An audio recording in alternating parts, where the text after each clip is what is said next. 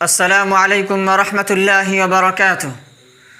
Houlin میں رہنے والے ایک عرب نوجوان کا بیان ہے کہ ایک دن میں اپنی کار سے کہیں جا رہا تھا کہ راستے میں نے دیکھا کہ سگنل کے پاس لال بتی جلی ہوئی ہے، لیکن سگنل کے آس پاس کوئی بھی شخص موجود نہیں ہے۔ چنانچہ میں نے بھی بریک لگانے کی ضرورت محسوس نہیں کی اور میں نکلتا چلا گیا۔ کچھ دنوں کے بعد میں اپنے گھر میں اطمینان سے بیٹھا تھا کہ مجھے ایک خط ملا۔ جب میں نے اس خط کو کھولا تو دیکھا کہ اس میں لکھا گیا ہے کہ آپ فلاں دن فلاں تاریخ کو فلاں وقت فلاں چوک میں ٹریفک کے قانون کی خلاف ورزی کی ہے،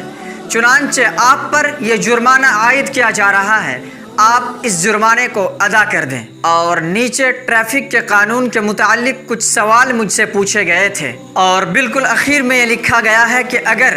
آپ کو اس جرمانے پر کوئی اعتراض ہے تو آپ ہمیں لکھیں۔ میں تو جان ہی رہا تھا کہ یہ جرم میں نے سچ مچ کیا ہے، لیکن پھر بھی میں نے سوچا کہ چلو میں دیکھتا ہوں کہ یہ لوگ میرے ساتھ کیا معاملہ کرتے ہیں۔ چنانچہ میں نے قلم اٹھایا اور اس کے جواب میں خط لکھا کہ یہ جرمانہ مجھ پر غلط عائد کیا جا رہا ہے، کیونکہ میں تو اس دن اپنے گھر میں آرام سے بیٹھا تھا، میں اپنی کار سے اس دن کہیں بھی نہیں گیا تھا۔ اس خط کو لکھنے کے ہفتہ بھر بعد مجھے ایک دوسرا خط ملا، جس کا لفافہ کھولتے ہی مجھے 3 تصویریں نظر آئیں۔ پہلی تصویر اس وقت کی تھی جب سگنل پر لال بتی جل رہی تھی، اور دوسری تصویر اس وقت کی تھی جب لال بتی کے موجود ہوتے ہوئے میں اپنی کار سے گزر رہا تھا، اور تیسری تصویر اس وقت کی تھی جب میں سگنل کے پاس سے گزر رہا تھا اور لال بتی جل ہی رہی تھی۔ اور ان تصویروں کے ساتھ ساتھ ایک خط بھی تھا جس میں یہ لکھا ہوا تھا کہ یہ آپ کے ٹریفک کے قانون کی خلاف ورزی کے ثبوت ہیں۔ کیا آپ ابھی بھی اپنے اوپر لگنے والے جرمانے کا انکار کرتے ہیں؟ چونکہ معاملہ بہت سیدھا سادھا تھا، میں بھی جان رہا تھا کہ میں نے سچ مچ ٹریفک کے قانون کے خلاف ورزی کی ہے، تو میں نے اس مرتبہ اپنا جرمانہ ادا کر دیا۔ اگر غور سے دیکھا جائے تو ہمیں معلوم ہوگا کہ یہ ایک نوعیت کا خوفناک واقعہ ہے کہ انسان آج CCTV کیمرے کی آنکھوں میں قید ہو چکا ہے، اور انسان کی ایک ایک حرکت، اس کی جگہ، اس کے چلنے کا انداز، الغرض تمام چیزیں کیمرے میں ریکارڈ کی جا رہی ہے۔ لیکن اگر اس سے اور تھوڑا گہرائی میں اترا جائے اور دیکھا جائے تو اس سے بھی زیادہ خوفناک بات یہ ہے جس کو اللہ رب العزت نے قرآن پاک میں بیان کیا ہے۔ هَذَا كِتَابُنَا يَنطِقُ عَلَيْكُمْ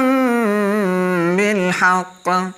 إِنَّا كُنَّا نَسْتَنسِخُ مَا كُنتُمْ تَعْمَلُونَ۔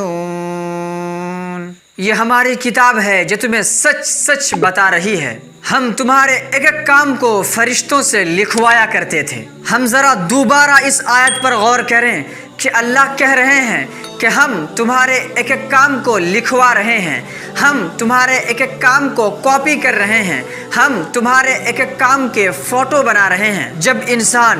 جو اتنی کم عقل والا وہ ایک مشین کے ذریعے دوسرے انسان کی تمام نقل و حرکت کو ریکارڈ کر سکتا ہے، تو پھر وہ اللہ جس نے ہمیں اور آپ کو پیدا کیا، جس نے اس پوری کائنات کو پیدا کیا، کیا ہم اس کے ریکارڈ سے کسی چیز کو چھپا سکتے ہیں، یا ہم اس کے ریکارڈ سے کوئی چیز حذف یا چرا سکتے ہیں؟ ذرا سوچئے اور غور کیجئے کہ ہمارے ہر ایک اعمال اس طرح لکھے جا رہے ہیں اور اس طرح ریکارڈ کیے جا رہے ہیں کہ نہ اس کے فارمیٹ ہونے کا خوف ہے، نہ بارش کی وجہ سے، نہ طوفان کی وجہ سے نقصان پہنچنے کا خطرہ ہے، نہ اس سے کوئی ڈاٹا حذف ہو سکتا ہے، نہ وہ ڈیلیٹ ہو سکتا ہے، نہ اللہ کے ریکارڈ کو کوئی وائرس ختم کر سکتی ہے، نہ اس میں کسی طرح کی کوئی تکنیکی خرابی آ سکتی ہے۔ اسی وجہ سے تو اللہ رب العزت نے کہا ہے کہ جو شخص مجھ سے تنہائی میں اس دنیا میں ڈرے گا، ہم اسے اس دنیا میں خوف زدہ نہیں ہونے دیں گے۔